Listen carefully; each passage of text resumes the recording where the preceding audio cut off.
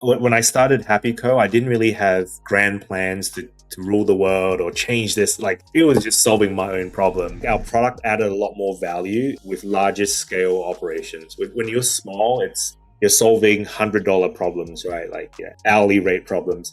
At a larger scale in multifamily, you're solving, in some cases, multi-million-dollar challenges. I always ask our salespeople as well, I'm like, hey, what's the best technology or best thing you've bought from a technology perspective, best software?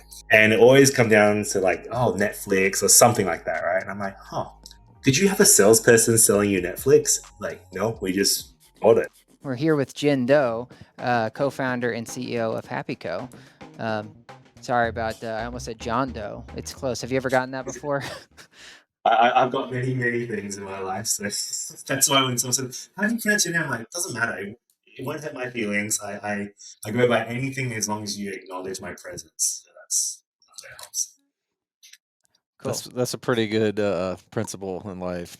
Yeah. I can endure just about anything as long as you acknowledge my presence. Yeah, I went from I like that. I'm gonna write that down. when we went through all the hiring here, I just decided to stop using names completely because I was like, I don't want to get someone's name wrong when I don't know. And then I was like, you know what? It does make people feel special though when you use their name. So now I take the shot, and then when I miss, I'm like, sorry, I'll try again next time. Yeah.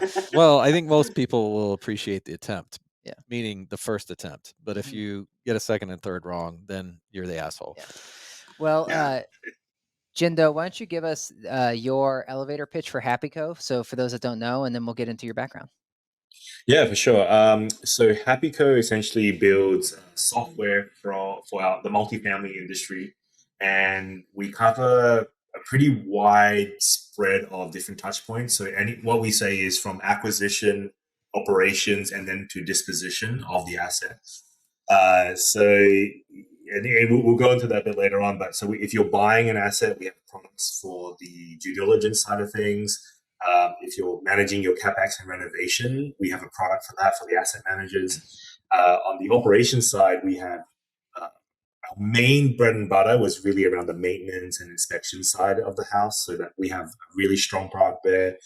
And we did an acquisition of a company about 18 months ago that has a leasing CRM product as well as a resident portal. So that sort of covers pretty much all the big major buckets outside of marketing. And finally, we have a product called HappyForce, and that essentially is a virtual maintenance solution. So kind of think of it like a staffing solution where we have a bunch of maintenance guys that triage work order tickets when they come in. So really trying to help the 40% turnover of the maintenance technicians on site. So we have kind of products that kind of span across everything. Today we have about roughly 3.5 million units that use our platform today as well. Yeah, well, that's a lot. Obviously, you guys are doing a lot. You told us offline that you started around 11 years ago. So why don't you give us your background and then what brought you to start HappyCo 11 years ago? And then obviously I want to get into the future vision because with the acquisition, that shows that you guys have big plans, but go ahead. Yeah. So my background is really in graphic design. So I studied graphic design at university or college. This was in Australia, so the accent every now and again kind of reverts back to how's it going, mate? And then it goes back into American mode. But studied graphic design at university, and then I finished that. One of my the biggest career moments was working in a video gaming company called Midway Games. Midway were the guys that made Mortal Kombat. So if you know Mortal Kombat, that's kind of the stuff that I used to work on. We actually worked on really cool stuff like NBA Ballers, Blitz the League, Gauntlet Legends, Dukes of Hazzard, less cool but still relevant. But that was kind of my background working on the UI UX, the interfaces on video games. And then I did that for a bunch of years, moved back to Australia after that. So that was in Chicago. So I moved back to Australia. And I started a web company or web agency, a digital agency, building websites, digital strategy for customers. Ran that for about 5, 6, 7 years, sold that company, and I started to invest in real estate. And the story was sold the company. It wasn't a huge amount of money, but it's like, in Cleveland, you don't need to have a lot of money to be to do nothing. So it's kind of like that. So I sat around the house. My dad was like, "Hey, you should go buy real estate, right?" And my dad's a blue collar worker guy.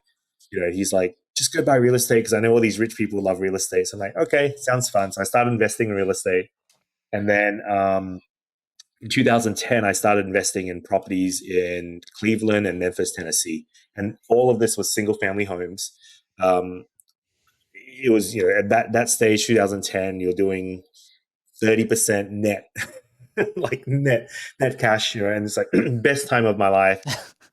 One day I had my property manager called me up and said, "Hey, the tenants skipped town and they caused a bunch of damages in the property." I'm like, "Okay, well, what do you want me to do about it?" "Well, do you have like, $5,000 or $10,000 or whatever it was to kind of do some rehab?" And I'm like, "Isn't that what the deposit covers?" And they're like, "Well, we didn't actually take photos of this property." And I'm like, "Isn't that your job?" "Well, there was just like this long list of excuses. And then, so I spent 2 or 3 months really just diving deep on property, what they did as a property manager. And I realized the tools they had were super archaic. It was, they had like Yardi, Propertyware, a bunch of these PMS, like older school PMSs.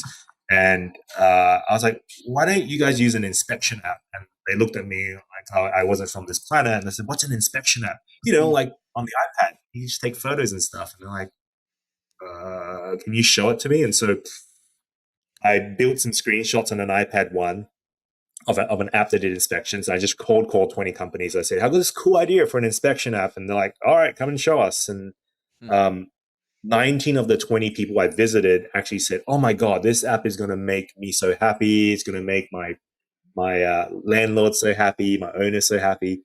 And so we actually had 19 customers before we actually built any products, anything. And that was my cue to like, okay, well, I'll build this app. And my co-founder in the business, Anthony McKenzie Ross, he was one that was building it, and I was just out trying to sell this thing. And that's how we got started in I guess, starting the company. I'll stop there and I can continue on how we actually got into multifamily. That's a different story. No, that's great.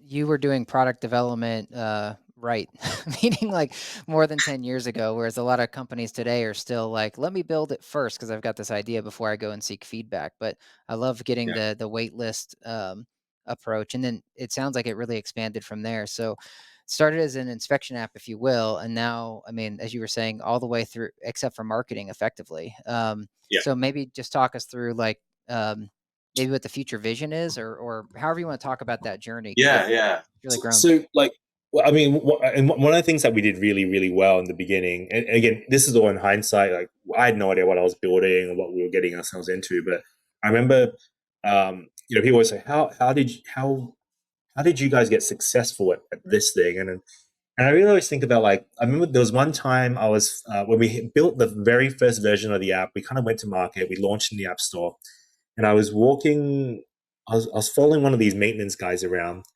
and he was struggling to use the app. It was just like, trying to zoom in. I was like, "What are you doing?" And I looked at him and I realized that he had these massive sausage fingers, like massive fingers. And I was like, "Holy cow, we need to make bigger buttons." and, and it sounds like a very obvious thing, but because we made the buttons so big in the beginning, we were always, our customers always saw us as very easy to use, very intuitive. Right. And then because it was intuitive, there was more adoption. So I remember in the early days, we got scale in single family because of that. So we started off in single family. And in 2016, we had a call from a potential customer. He said, "Hey, I love your app for single family, but I actually run multifamily apartments." And I was like, "Oh, cool. How many do you have?" And I was thinking, 100 doors or 100 houses, whatever. He's like, "Yeah, we have 110,000 units." And I was like, "Oh my God. Okay. Cool. Yeah, we can handle that. It's no problem." So, we hung up the phone. I remember just going, we were a team of 10 or 12 people at that stage. I remember just going, guys, you wouldn't guess what happened. This guy rang and said he owns 110,000 units. We need to build our software to cater for that. So we did that, and that was our first multifamily customer. Was Equity Residential back in the days, and so that's how we actually got that pivot to multifamily. We said, let's just stop selling single family. It was a really challenging moment because I love single family because the people that run it are just salt of the earth, like people, and so it was this decision business wise with let's move to multifamily, and so that's how we kind of pivoted. And what we did was we spent a lot of time just making that. It was the inspection app that really got us our start in the industry, and we just spent way too much time than we should have on just this one very tiny, seemingly very tiny problem. But it was like everyone was doing inspections and they were using paper or a PMS software that didn't really have a good mobile interface. So that's how we really started to grow the organization.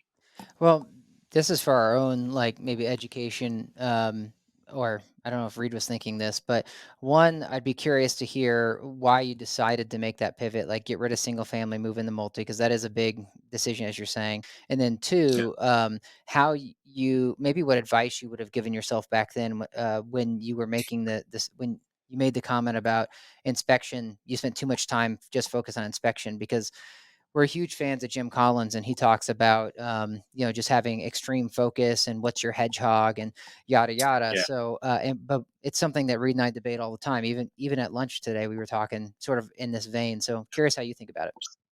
Yeah, it's a challenge, right? And maybe I'll preface it by saying, like, when I started HappyCo, I didn't really have grand plans to rule the world or change this. Like, it was just solving my own problems. So, I always meet these founders and they always say, yeah, we're going to crush it. We're going to like, blah. I'm like, wow, they sound so impressive. Like, if you spoke to me 10 years ago, you'd be like, this is the most unimpressive person I've ever met.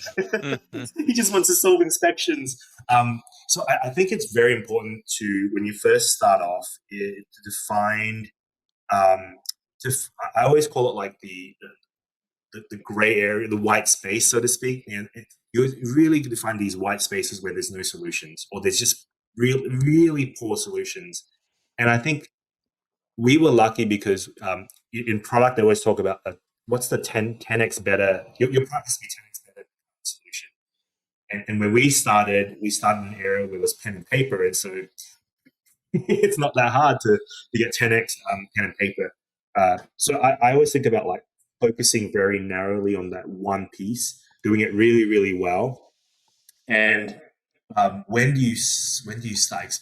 We didn't start expanding our product offering until so we were inspections for the longest time up until 2018, 2019.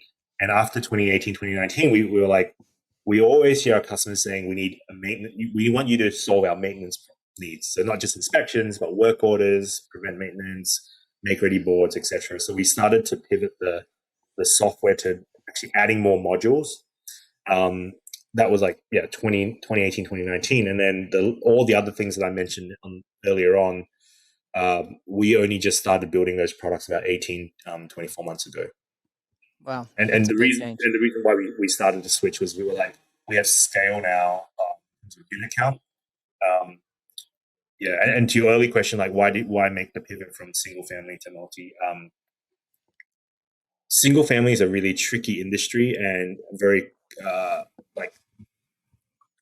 I felt like our product added a lot more value with larger scale operations. When you're small, it's you're solving $100 problems, right? Like hourly rate problems. At a larger scale in multifamily, you're solving in some cases multi-million-dollar challenges. For example, rental deposits. Oh, we want to increase our rent deposits collection by 10-15%. That's many, many millions of dollars, right, on a large organization. So I felt like that was probably a better thing to solve, trying to solve bigger problems. That's how we Makes sense. I mean, it's not unlike I'm thinking of like document signing. Like you have all these document signing apps where for a while, like over the last decade, they were trying to charge an individual like user to go sign a couple documents. But you know, to your point, it's like that's not that much value if I have to sign like one personal document a month. So make it free, right? But once they cross some certain threshold, there's way more value that someone will pay to like have a very consistent workflow of signing documents, and you're saving them tons of time versus just, as you're saying, like a couple hours maybe in single family. Yeah, exactly. Yeah. Well, Reid? Well, my biggest question is, you weren't the most exciting, or didn't have the most exciting, I won't say you personally, maybe vision for an entrepreneur 10 years ago, but it seems, as Dave was saying, it's gotten a lot bigger and is becoming more exciting, but also potentially, I guess, harder to imagine being able to support all these different facets of the business, I guess, from an operational standpoint, at least for me. And one of the things we struggle with, as David said, is trying to maintain our focus. And it helps just staying in one industry, you know, meaning a multifamily, but it's still easy to let it get away from you, where it's like, you know, our clients, you know, have asked us about so many different products, service, you know, things that they're looking for. And it's just, obviously, when you're in growth mode, it's hard to say no. So my question in that is, what is the vision today, and how have you gotten comfortable with the breadth of that vision, knowing that you're competing with more vertical, like niche, you know, companies that might just be supporting the onboarding experience or just be supporting the due diligence, et cetera. So you're dealing with, you know, big ecosystem. So what's the vision now, and how have you gotten comfortable with the breadth or the width of that net you described? That's a really good question. It's a very deep question as well. It's a very challenging question, right? Because as you guys point out, you have only so much resources at hand, and every time you split attention, you split how good you are at doing that one thing. So like maybe I'll. So we actually had, as a company, like a bunch of acquisition offers along the way, and the last one we had that was meaningful was in 2020, just before COVID. It was north of like 120 million bucks, right? So it was a pretty big. It was a substantial offer. Oh, thank you. I thought you said the pause the button. Quirky perk. Oh, the quirky perks of having your own podcast. You get to do stupid stuff awesome. Like that. But that's impressive. Awesome. Yeah. Congratulations. And thank you. And so we said no. And we started like really think about what do we want to achieve as a company? Like, okay, well, actually, first as founders of the company, my co-founder and I, what do we want to achieve? Is it money? Is it fame? Is it like what is it? And so I think we just said, like, wouldn't it be really cool if we just tried to build and solve the industry problem, like multifamily problems, and just build this amazing organization where you know, past my time at the company, I hope it's still running, and we've kind of been able to create like a quote unquote like a little legacy, right? Like how we solve problems, how we go to talk to customers, how we view ourselves in the industry. And so we started with that, and we said, let's build something that can last, you know, like beyond our time here, 20, 30 to 50 years. And so we said, okay, great. That sounds great in theory, but what would we do? What would the end look like? And I think we took a lot of cues. I took a lot of cues from our customers, and I thought, what if we were able to, build like a real page or Yardi, but build it in our own version of what those companies should be? So an example would be, what if integrations wasn't this expensive exercise with hard to use APIs to integrate with? What if it was just open and easy to integrate with, and people could just build on top of it? That sounds like a cool thing. That's what I want to build. So we check that checkbox. And what else do our customers want? They want best in class software, but why? But they want one bill to pay. They want to pay one person. What if we did that? So we really just started to work from our customer's perspective and work backwards and be like, what if we were just that company that just was able to build amazing, we were able to partner with our customers, co-build solutions that they just didn't have today. And so that's really what we wanted to get done. And then so you kind of work backwards and you're like, okay, well, we need to chew off some of these big pieces. So we've done a bunch of like 3 acquisitions today. And of all the acquisitions, we make sure to integrate the software into our core offering, because that's one of the areas where we all hear it. So-and-so buys this company. They don't integrate the company. So you're still paying one check, but like you're basically working with actually 3 different companies. No one's supporting it. No one's building. No one's innovating. No one's building R&D. So that's what we kind of, I guess, we had that mindset of like, why don't we do it right and do it? Is it Frank Sinatra? I did it my way. I don't know who it is. Yeah, that's right. Yeah. But my way would be like, what would the customer want? And the other parallel that happened at the same time was I started to invest in real estate again. So I started investing in these multifamily deals. And I think that has been a game changer for myself and the company, because I started to look at it slightly differently and go, as an owner, I would not even buy my own software. That's so counterintuitive, because it's expensive. Like, I'm going to charge $1 a unit, $2 a unit, $3 a unit. That's insane. So it allowed me to have that perspective. And I'm like, what does an owner want and need? And so if you look at our products, they really are trying to solve for the owner's mindset right now. So that's what we've been working on. Makes sense to me, because on the website it talks about following through the whole life cycle, even doing like some due diligence or planning OpEx. So maybe walk us through then. It sounds like you would have had to modify the industry standards pricing model. So how are you tackling that? And then, so maybe what are you doing differently than everyone else when monetizing? And I don't know if there's any hot take in there, but I'm just curious to, because we tried that at the beginning and we struggled, frankly, to change the way that they think about pricing. Yeah, I think like one thing, like, having being less impressive, I think there's a big benefit to it, because you realize you're not that smart or intelligent.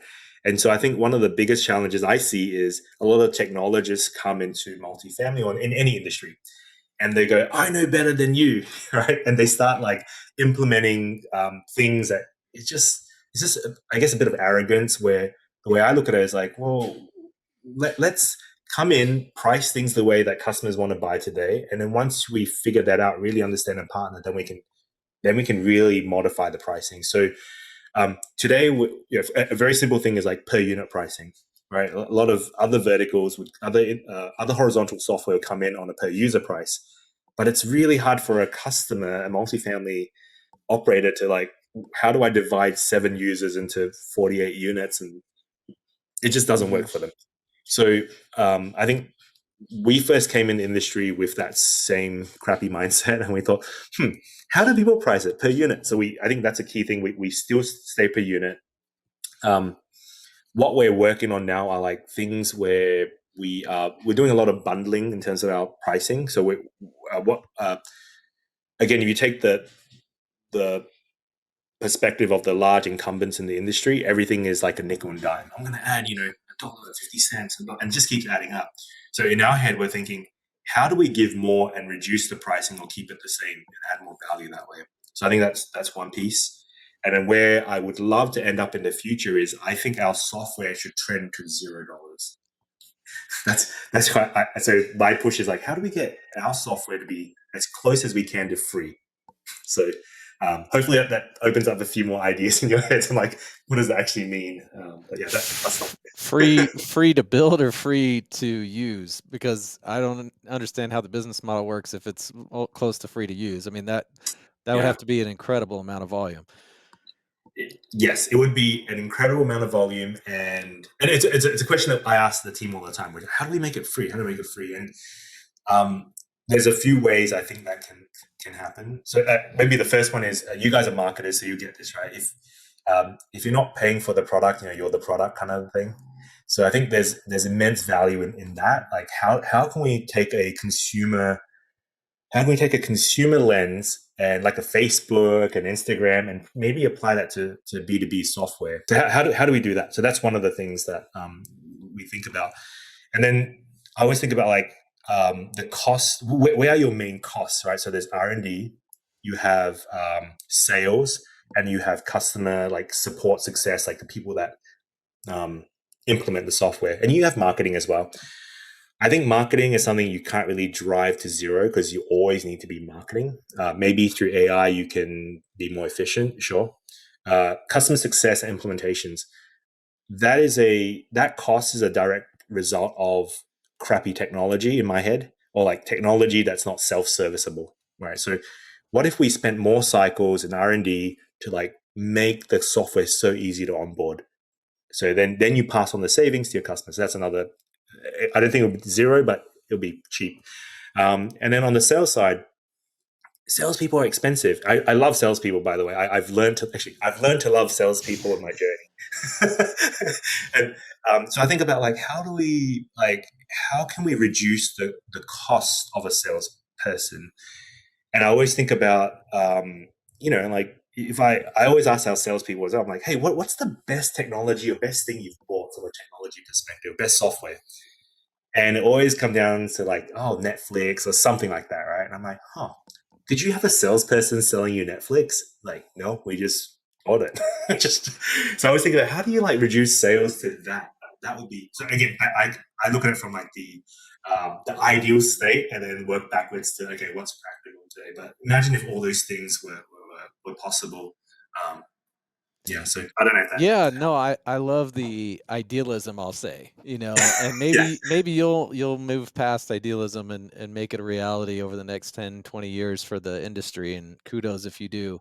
I'm curious then, are you, when you talk to owners, selling more the idea or NOI or the resident experience? Like what are your salespeople really leading with? And then second part of that question, Jindou, is how do they set expectations? Like what does that typically look like? Sounds like you've been burnt before once or twice. Okay, good. It's so I think there's a few things in there, like what I sell versus what our sales people are selling, slightly different. So Sure. For myself, I'm selling what I'm really selling the ownership, the owners is really HappyCo as an organization. And why I say that is customers have bet money on many companies before, and many times they bet on a horse and that horse gets acquired and then gets shut down. And for me, what I'm saying is like, hey, I want to be a partner to you guys. I'm going to be here as long as I can. I probably have another like 10 years in me of good ideas. So if you are interested to take that bet with me, I am that horse. If you're looking for something a bit more shorter, if you want someone to go out and drink with you and get drunk, like I'm not the right guy. We have a salesperson for that, but I'm not the right guy. So that's what I'm really selling at the end of the day is just, hey, we're going to be a partner to you. We're going to be here for the long run. There is no exit strategy to go public, to go on a SPAC, to flip to RealPage, Yardi, Entrada, MRI, all those guys. Our thing, I just want to build the best company to support you. So I think that's number one. From a salesperson's perspective, I think that what they come in, we've shifted a lot. So we've moved a lot from a point solution, which is very much, do you have problems with, this area? Yes or no? What are you? We've moved from that to like a more of a solution sale. So it's like, hey, what are some of the challenges in your organization?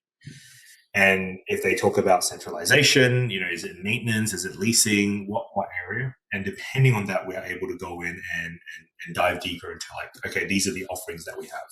So that's how we've changed the conversation recently. In terms of how do you set expectations? That is a big challenge. Every single call that our salespeople, customer success, any customer-facing call, we actually record that. We use a product called Gong, and Gong is recording that conversation. I've watched thousands of Gong. Like I'm probably on the Gong most listened to person. I'm number one on that leadership board or the leaderboard. My expectation is, my hope is that every manager is doing the same. They're listening to their team, helping to correct them. Our customer success team listens to it. Our product team listens to that as well. So we're trying to keep everyone honest in that equation. The gray area is if you say no as a salesperson, you're not going to sell anything. So I think there's this fine line where customers know the salespeople are going to be slightly embellishing some stuff. So I just want to make sure that we're not embellishing more than 6 months of roadmap or 12 months of roadmap out, because we all know it takes a long time to implement. So if customer signs today, they're still going to take 3, 6, 9 months to implement. By then, whatever you've embellished, we should have that. So, so then the challenge is training. So how do you train the salespeople to be very knowledgeable about roadmap? But that's a bigger discussion. You just fingers crossed. I don't know. Yeah, take that to the finish line for me if you don't mind. But what would a salesperson tell them to baseline and then 9 months later, 12 months later, look at and see progress on? Is it that you're skipping straight to the bottom line, or is it usage statistics? Is it customer sentiment? What's typically what you then point to as far as the return? So I think like the best salespeople are able to ask the customer which one of those areas do you care most about, and if you care about net promoter score, your ease of use, we have statistics around usage, right? So our average usage is about 80 in the high 80s in terms of adoption. So we'll show them a chart on adoption. Some people are like, hey, we're very NOI focused. Okay, great. Here's some case studies around NOI. So I think it really depends on, something again I've learned is everyone looks. You show someone like you tell someone, hey, think of a pink elephant. Everyone has a different view of what a pink elephant looks like. So I'm like, okay, you start drawing it, and I'll show you something that looks like it. So I think that's what I would. Again, I put myself in the shoes of the buyer, and I'm like, if I'm a buyer, I would love the salesperson to ask me what I care about and show me that plus a little bit more on the other areas that I didn't even think about. Because I don't know if that makes sense, but that's sort of how I think about the sales. Yeah, it does. I think, we often get pushed. What ultimately am I going to hold you accountable to? So there's a lot of different things that we can motivate as a digital marketing technology company in this space, but it usually does come back down to leads. And so I just assume, being that it's more of an operational platform, that you would get pushed mostly on NOI. But I could see how potentially it might be NPS score, things like that, if they really have a pain point, around Yeah. customer sentiment, things. The NOI is an interesting point. Like, yes, we can actually, we actually have the ability to kind of say this is how it can improve NOI. These are some stats and all that. But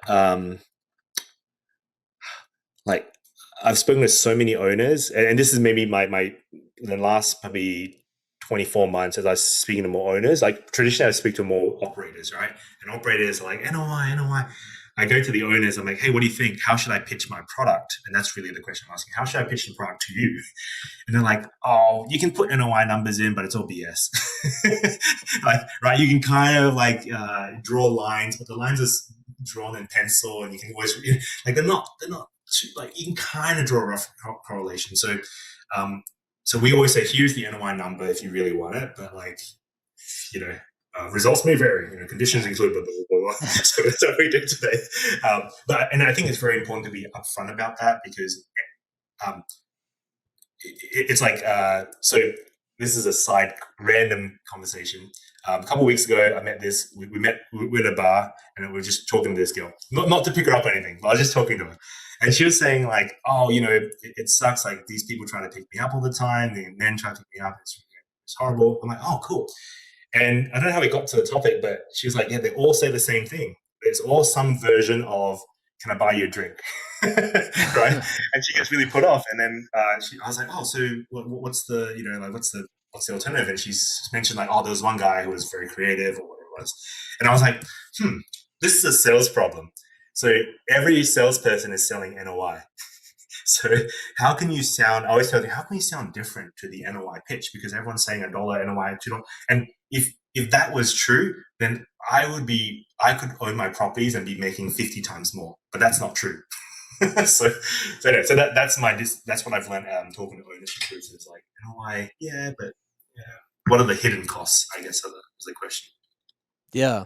Well, not my last question for the full episode here, but I know normally I'm handing off back to David more quickly than this, but my last part of this whole thread is, what's the most common objection then that you guys hear? The most common objection, probably there's maybe two areas. One I guess there's two areas. I think one is, we haven't positioned or sold. We haven't done enough discovery to figure out what the real problem they're trying to solve. And so we're not showing portraying ourselves in the right, we're not giving the right value, right? We're not showing that we can provide the right value. So that's poor discovery is probably one of them. And I think the biggest challenge in this industry is it's not an initiative right now. Right. And I think people always forget that. We always think our stuff is the best thing since sliced bread. But when someone has an initiative to solve X, oh my God, they move so quickly.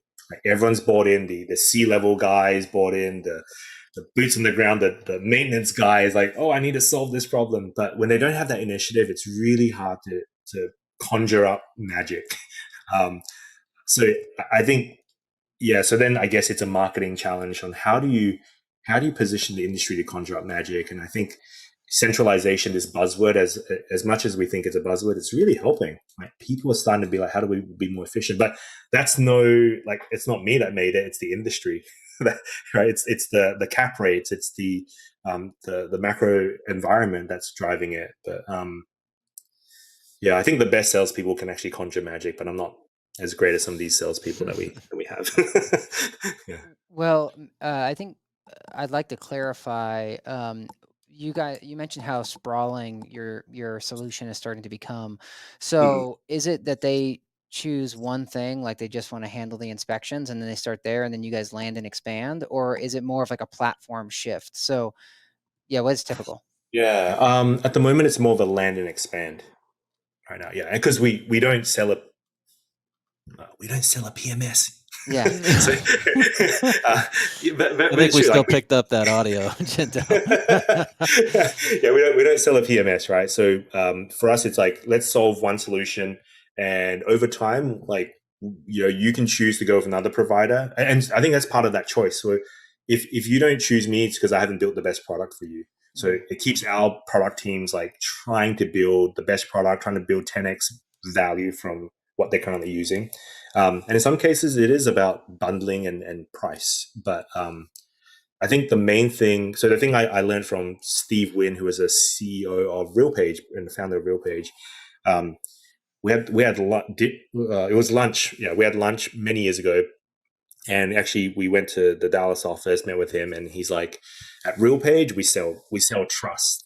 And I was like, "What is this guy talking about?" And basically, someone buys something from you, they're going to ask you for more things, solve more things, and we just want to be that. We want to make sure we build trust, and then additionally add more value that way.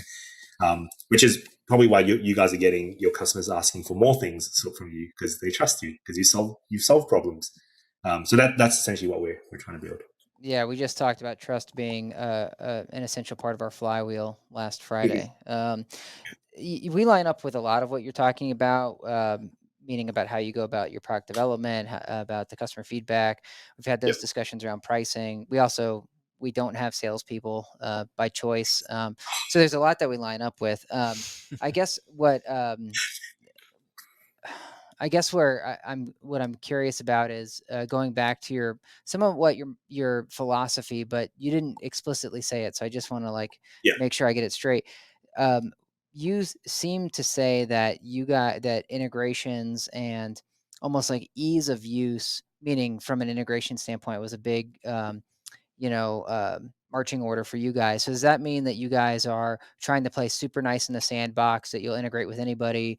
And then are you guys trying to monetize that part of the integration, if so? Or are you taking an alternate stance to those other large PMS players where they're trying to charge folks for the integrations?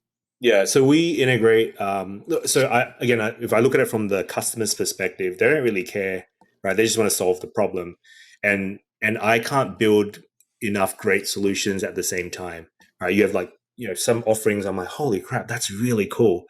I wish I thought of that. And so I see the ecosystem continuing to evolve that way. And so if that's the thing, then we have to build integrations with our own products first and foremost.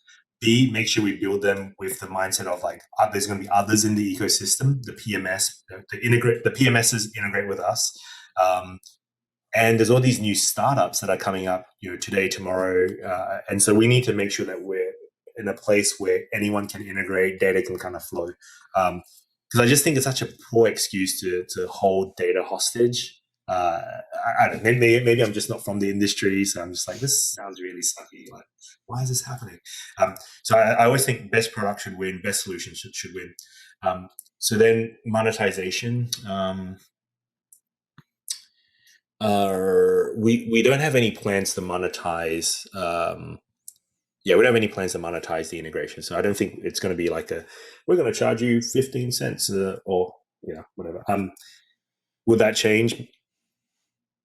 Maybe when I become Darth Vader and you go to the dark side. But my hope is that we can figure out alternative ways to kind of fund that, and because it really sucks. Today we have some integration partners we work with, and when the customer wants to turn us on, then they get charged an additional amount from the PMS, and it's just such a bad taste in everyone's mouth, right? And it's like we're all trying to do good, and then I don't know. It just. So I hope that we can come up with and maybe flip this how I think about it. So if we do have to charge a partner a fee to integrate, then I think we should make sure that we can add value to that partner.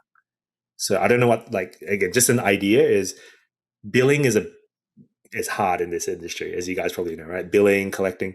What if we could offer billing and collection service? We already bill and charge 3.5 million units. What if we could just add that as part of the, what we provide? And I'm sure people would want to pay for that. So again, that's not what we're going to do, but it's just an example of how do we just add more value and people actually want to pay us versus they're forced to pay us.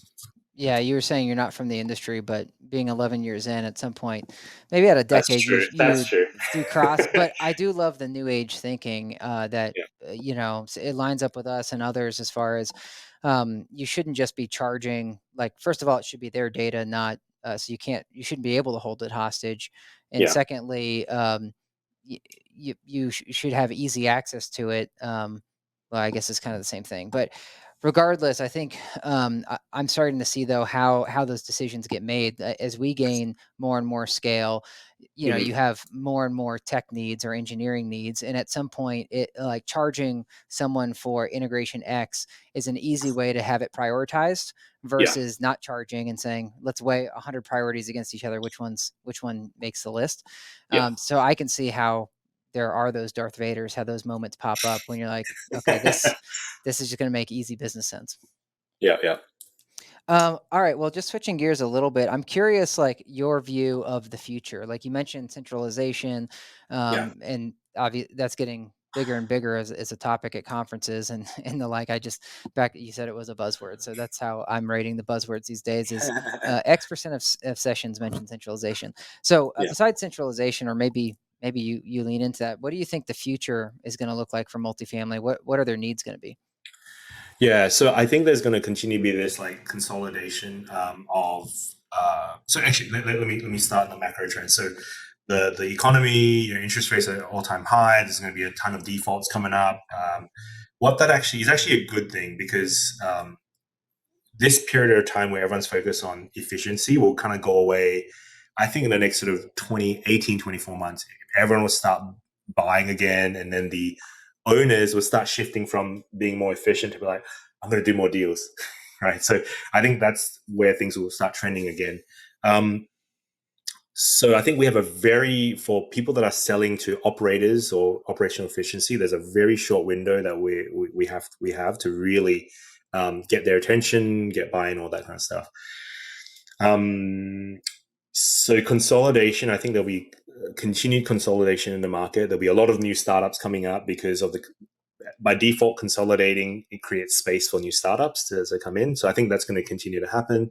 I think customers will, in this 24-month window, trying to save a lot of costs, software costs, operational efficiency. So I think that's not going to go away. AI, there's probably like, oh, what do you think about AI? And I think there's a role. This is a really tricky one. AI by itself is a really hard product to sell. And I don't think those like companies that just sell AI won't really last the long term, just because I don't think it does well. I think where AI does a really great job in vertical software is taking existing workflows and enhancing them with AI. So if you're trying to map a rent roll from, you bought a new property, you're trying to map a rent roll from the previous property to your PMS. AI plays a really interesting role to kind of automatically map the GL codes. Click a button, maps 80-90%, manual labor goes in there, finish the rest of them.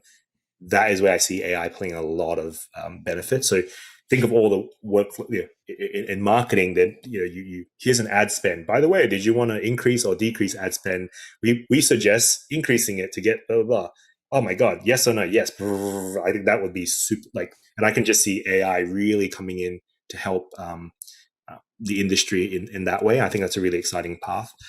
So I think if I were to look forward 24 months, 36 months, my hope is that the trends are that the industry will be more efficient. And there'll be probably one or two companies out there that will really start to own the space on the operations side. So I don't know if I answered your question. I lost my train of thought, but yeah, that's where I see it. Yeah, I was just asking future, what's it need. So you mentioned consolidation of vendors. That makes a lot of sense to me. You mentioned cost cutting will continue for maybe 2-3 years, and then it'll probably go back into scale mode. And then you mentioned centralization before. So do you think, in this industry, there's been so many sort of buzzwords that have come and gone and don't stick around, but do you think centralization is here to stay? And what would be the impact of that long term? Yeah. I think centralization as a concept is a much longer term thing, and the reason why is because there's such a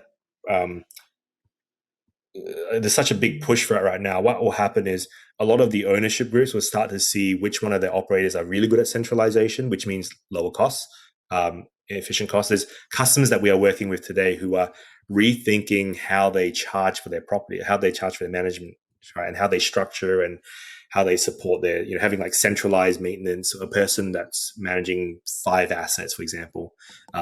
So there's stuff like that that's going to happen. And then so the ownership groups are going to be like, wow, the best operators do X.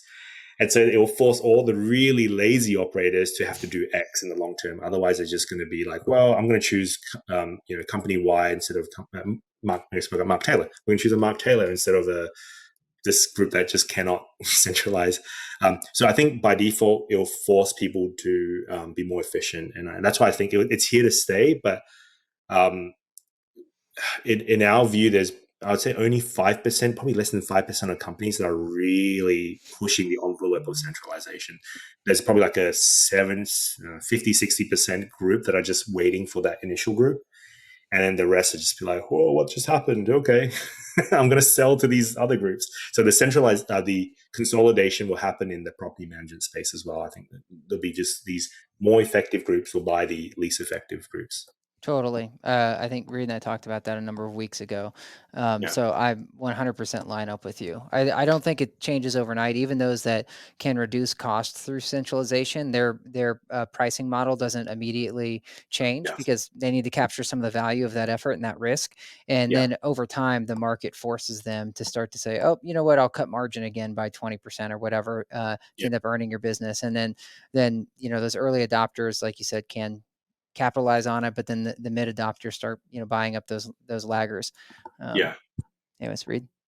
Yeah, I was curious to hear a little bit more on the product development. So David used the word sprawling. You mentioned casting that really big net.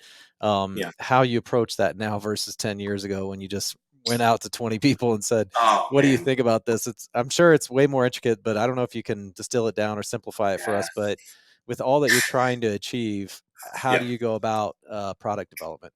It's really hard. We've spent too much time in the last 18, 24 months trying to figure this out. And I think we're starting to see some pieces working, some pieces not working. And so the complexity happens with initially you get founders, right, who are just founders, 2 people building stuff. We work so close to the customer. We care. We give a crap. Like every dollar we lose is our money. Every dollar we gain is basically enough to put food on the table. That's early founder mentality. You just build and you build and you build. A lot of companies get to the stage where they have a single product. They do it really, really well. maybe get to profitability. They raise some money. I think that's most companies, and then they eventually sell. And I was like, why does this happen in multifamily? Like, there's not many multi-product companies in multifamily, right? There's very few. Like, and so, I know all the founders from my vintage. There's Rentlytics, there's Knock, there's like all these guys, and everyone says, I never want to sell. I don't want to sell. And then they all sell. So, what I figured out, or what I've been learning, is that it's really expensive to build product 2, product 3, product 4. Like, it's expensive because I don't know if you guys, early days, how much would you pay an engineer? Like 50 grand, 80 grand a year? I don't know, whatever you can afford, right? Really small.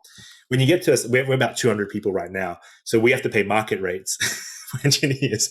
When you pay market rates, that is now a 150, blah, blah, blah, maybe 200K for like the top engineer who's just willing to grind. And you may need 3 to 5 engineers, maybe to build a product. So that's like let's call it 5 times 150K. That's close to like $1 million a year, plus a product manager, plus a designer. So you're spending $3 million to get another product off the ground. And in this industry, sales cycles are really slow. So you have that additional effect. Even if you build it quick, you have like a 36-month ramp up time for sales. And so if you add those equations together, it just becomes impossible. How do you build X number of products? So we've gone through a bunch of iterations, and we've done a few things. We've done an acquisition. We brought on Hugh from Yoohoo. Amazing founder, has that grit, has that the battle scars. So I think that helps to kind of get your next product going. But you have to find the founder that still has gas in the tank, because it's really tiring. So I think we've done a good job there. The next one is like just finding people that are not mercenaries, more mission, people that are really buying into the mission. And we have a great guy called Dear Gupta who's on our team. Basically, he's been with us for 8 years now. And he's been able to build this scrappy culture. We've kind of given him like this sheltered box to go, hey, do what you need to do. And he's managed to like bring in people that are just scrappy, hungry, and able just to build and listen to customers and build. I think that has some of the magic in there. I don't know how to scale past this yet, but if I kind of take these learnings and I copy paste, I could probably do another 2 to 4 more products that way. But I don't know if it really helped you, but yeah, that's how I think about it. I want to compliment, and I'll let Reid then continue on with his questions. But I think showing that the way you quickly deciphered like how much it takes to launch a product with like the cost of the headcount and whatnot is super helpful and illustrative for the audience, particularly because that what you described is if you get it right out of the gate, right? Let alone the bullets that you're shooting like into the dark and they don't hit, right? And then you need to start over again. So that development cost is expensive. And I like just again underlining the missionary versus mercenary, because in the beginning it's far easier for the founder to like, a founder is always going to give more passion to whoever they're hiring than whenever you bring in a director of engineering. And so those early employees are easier to get bought into the mission at a lower cost of salary or what have you, and because they don't want the big company politics or what have you. But once you hit, we're approaching 100 people, you're at 200 people, you start getting, just hierarchy in there that many people don't want to join. And then they're like, well, if you're going to make me join this, then I need a trade-off with some salary, blah, blah, blah. And so I think you're right. That's also was surprising to us, because in the early days, we saw some of your, as you said, your cycle of entrepreneurs getting purchased. And we're like, why are they getting these payouts? I don't understand why it's worth this much. And then you start to learn like, exactly everything you just highlighted. And you're like, oh shoot, actually that was maybe that was actually a great outcome for the company that was buying them, because they didn't have to shoot all these bullets, and it's already got traction in the team. Yeah. It's expensive to shoot bullets, right? Like, I imagine you're talking about the fire bullets, then cannonball concept, right? And so like, and we've taken a long time to kind of figure it out a little bit, like, because initially we're like, oh, let's fire all these bullets, but then like, when do the bullets become cannonballs? Like, that's a hard question to ask. Like, is it because when they have one customer, 10, is it a million? And so we had to refine something. Like, again, you read these books and it's great, but like practically, like, it's really hard to apply some of these concepts. And so we've basically just tried to figure out as we go along. And I think now haven't got it completely figured out, but I think it's a really good point. We're like, oh, okay, it's not this, so it must be these other things, but we haven't figured out the one yet. But yeah, I'm getting closer. Yeah, it's kind of a regression process to figure out what that really looks like for your specific company, because almost all those books stop short of that. Of course they do. You know, they can't speak to all the different entrepreneurs and business models that are out there. My follow-up on this, though, relative to the product development, and I feel like we've fallen victim to this, and not at scale per se, meaning like, you know, that it's a huge problem for us, but it's something that I'm sensitive to right now, which is knowing what failure looks like as much as knowing what success looks like. So often, you know, when you're sitting at a board with a board on a, you know, around a board or executive team, it's like, well, somebody tell me what success looks like. But you never hear the other side of that. And what often will end up, I feel like, is you get stuck in the middle. And then you end up holding on for too long, back to like, you know, should we shoot more bullets or should we just stop? And so I would imagine, with as big of an idea, I guess, or vision as you guys have, that could be an issue, right? Where it's like, how much are we really stopping because we actually knew that we failed there? And it sounds, not to sound negative or anything, but it's just, there needs to be a point where you actually stop developing certain products and just shut them down. Yeah, absolutely. It's and I think being something I'm trying to spend a lot of time with private equity folks at the moment. Not for them to invest in the company, but more just like, how do they? Because I like how cold they are when it comes to business decisions. Like, it's if you really thought about it, PE folks are probably the best operators of how to build capital, right, or wealth or whatever, because they're just ruthless. And so I'm trying to spend a lot of time with them, thinking, when do you kill things? How do you think? What's the framework to do these things? And it's tough. But I think if you have a group, the way we think about it is, we have this bigger vision of what we want to achieve, and then everything what we do has a strategic way that they kind of lather up into the bigger vision. And then you go, then what's the cost and the P&L, and then you kind of have to.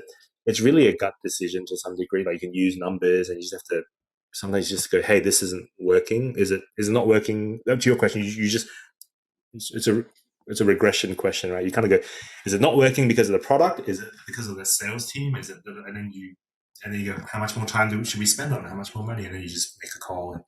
And there's so many ideas. Oh my God, like, I have so many bullets that are on the shelf, waiting to be fired.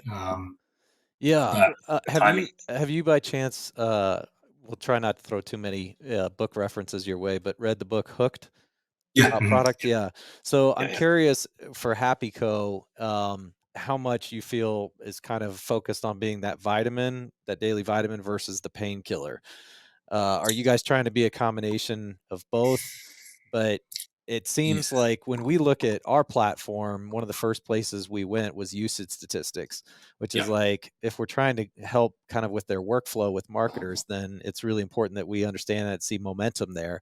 But that can be misleading if you're delivering that painkiller, right? It's like, who cares if they only log in once a month, but if they can't be without it, we still win. So with something as big as what you guys are trying to build, how do you think about it in those terms? Yeah, that's a good question. I always, it's a challenging one to apply the hooked concepts, because a lot of it's very consumer orientated. Sure, yeah. And I think, like, the B2B, you straddle maybe three different audiences. So I think the first one is the end user, the person using the product. I think there needs to be emotional and actually tangible benefits for the end user. So, we think about, and this is a really complex thing for younger, less good product managers and product folks to kind of, like, it's not like a yes or no, it's a multi-dimensional product, because you need the end user who's using the product to get value.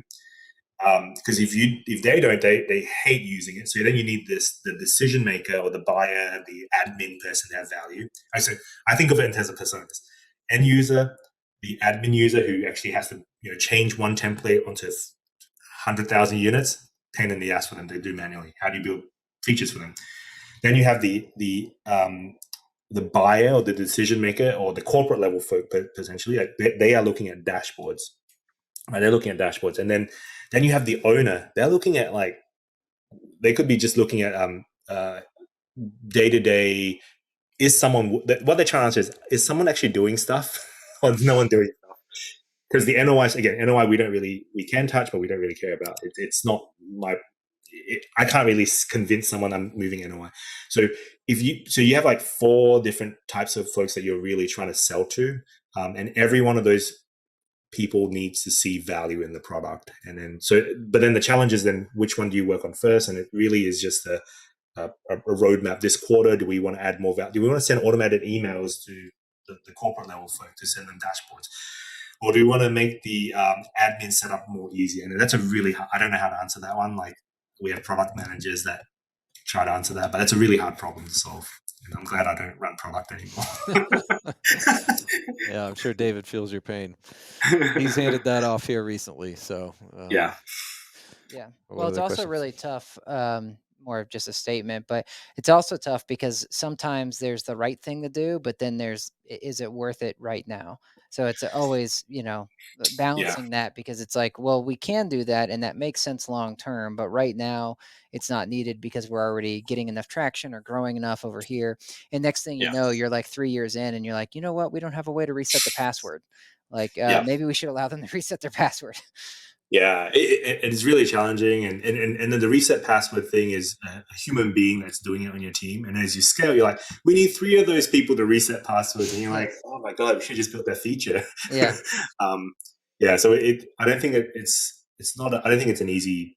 Like, everyone I've spoken to struggles with it, and the one method that I think works really well is I think it's Spotify, or maybe Spotify do it. Essentially, they have you seen, they essentially create like a list of all the roadmap items, and then they invite all the stakeholders. So you might have a CSM, a salesperson, product, blah, blah, blah. And everyone gets $100 like of cash, and every dollar buys X amount of people hours. All right. So then that represents the amount of engineers you have or resources you have. And every feature has like a cost next to it, $2, $50, $3. And then you go up there, you kind of put the dollars to the feature. And then that's how essentially you're voting, right? Because a lot of non-technical folks don't understand. They go, why can't this engineer be working on 5 different features? Because I can work on 5 deals. Like, yeah, but it doesn't work that way. So I think that, I love that method. We actually did that with our staff last summer because we hit profitability, and then they were like, why don't we buy this? Why don't we do that? Why don't we do this? And so we had a breakout session where groups of like 8 went through, and they did that exact exercise on everything from like, should we provide lunches, or should we add the digital sign to the building, or should we invest in this technology? And it was so helpful and informative. And I feel like it really lit up, like all of a sudden it connected for each of them, because everybody was like, give me everything. Like previously they were like, buy this, buy that for us as employees to make our lives better. And then when you made them force ranked it, they were like, you know what? We don't need to celebrate birthdays anymore. That's fine. That's cool. So we want the big sign though, but we ended up going with the big sign. We did. A little bit of a sore point. I mean, it's okay. but I never thought about that for budgeting, which is actually a really good idea. So I'm gonna steal that. Yeah, cool. Well, I know we're almost out of time here. Is there anything that we didn't touch on that you wanted to make sure you get to? Maybe like the final thing I'll maybe share is around like alignment is very important, and to me, alignment is very important, and it starts from the capital source. So I don't know. Have you guys raised capital for? We have not. That is. So this will not apply to you guys, but I think the capital source is very important, because I feel if you raise capital from the wrong people, then there's going to be very different expectations of what the company is trying to do. And we've taken money from Camber Creek, who's a VC in the space, great guys there. Most of the money comes from real estate, and then we've taken capital from our customers.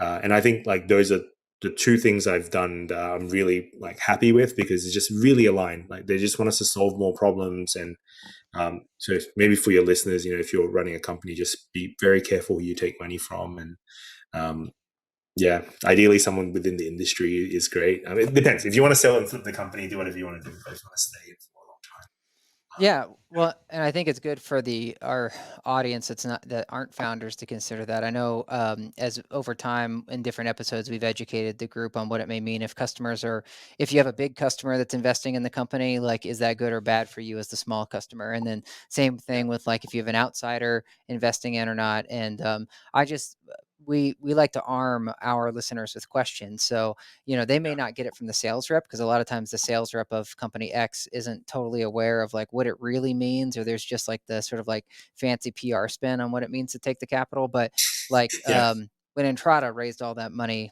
last year, it's like, is this a good or a bad thing? Right. yeah, And what does it mean for them and customers of them? So I just think it's good thing to question. You may not get a total answer from whoever your rep is, but it is yeah, really healthy to ask so you can understand. Because what you were saying about one of your differentiators of like you want to do this for 10 more years at least and you have no plans to yeah, exit, but yet they've been burned so many times.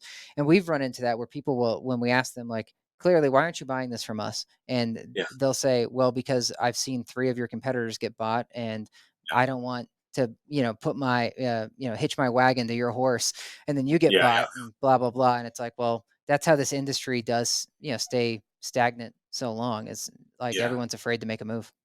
yeah. It's very, very true. I Definitely. had one last question. We usually get to this earlier because Mhm. we asked you about the founding story and got your vision, Yeah, but we didn't hear a BHAG in that. So I'm curious if there's a big goal in front of you guys that you're going to celebrate as a company. Is it just a number of units that you're serving, or is there something else that you guys are rowing towards that? yeah, yeah. So I think like the I'll answer it slightly different. There is a BHAG, but probably the what I want to achieve is uh, I I think that there is a better way to figure out what the value is of a property, of an asset. And the reason why I say that is because when you go buy a car, if you go buy an Audi A6, a 2018 model that has like tinted windows, you can price it within 5% of the actual value. And so I'll leave it a little bit more aloof, but like what we're trying to do is to build that for multifamily in the long run. Like, what if you could price an asset within a very thin margin? So instead of saying this is a class B asset, you can say this is an asset score X, and it's a very there's some thought behind the measurement of the weight, and then you can say because of that we have a view of every single unit. We know the condition, the quality. We know the effectiveness of the operating partner. All right, because we're benchmarking their performance against everyone else's performance in the industry. So this property has a score of Y, and hence the value is between 105 to 110 million. And then that's if I can do that, then I can retire and then go buy assets, go buy properties. I So love that's that. really, So effectively building the Kelly Blue Book for multifamily assets. yeah, exactly. Yeah. We call it the Carfax for apartments. Okay, But, Carfax. Yeah, I'm yeah, but dating myself. Does I anybody was use the also Kelly Blue Book? I was also thinking about I use it. I was thinking about Zestimate, obviously. Yeah, So it's like, yeah. Yeah, anyways, More real estate appropriate yeah. yeah, analogy. All right. Well, this was so fun. I can already tell we're going to want to have you on again because I almost want to dive into what that world would look like. But we don't have time today. So, if people want to get in touch and learn more about HappyCo, what's the best way? yeah. So I've removed my Tinder profile now. So the best way is the best way is just LinkedIn. So Jindou Lee on LinkedIn. I'm like I think I'm the only one. So I can't commit any crimes. So I have to be a really upright citizen. Jindou Lee on LinkedIn or Jindou at happy.co is get in touch. Why'd Cool. you take down the Tinder profile? I've been married for 10 years. Oh, okay. I So didn't it know if doesn't there were matter. too many groupies forming on HappyCo. No, there was one podcast I mentioned. Oh yeah, it's an Ashley Madison link, and it was just that was when the whole scandal was. I'm like, Yeah. no, I'm just- Yeah. I got the reference. All right. Yeah. Cool. Well, thank you, Jindo. We really appreciate it. Cool. Thank you, guys.